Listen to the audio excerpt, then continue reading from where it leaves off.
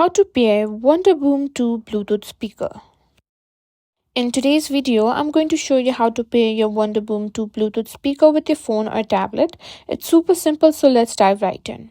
First things first, grab your Wonderboom 2 and turn it on by pressing and holding the power button for a few seconds.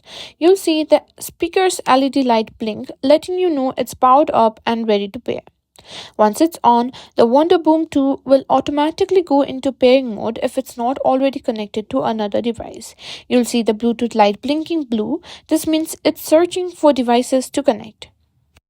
Next, grab your phone or tablet and make sure Bluetooth is turned on. If you're using an iPhone, swipe down from the top right corner to open the control center and tap the Bluetooth icon. On Android, just go to your settings and tap on Bluetooth to turn it on. Now, simply go to your Bluetooth settings and you should see Wonderboom 2 listed on available devices. Tap on it to begin the connection process.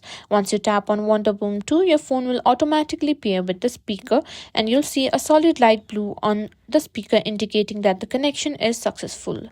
And that's it. That's how you successfully pair your Wonderboom 2 Bluetooth speaker.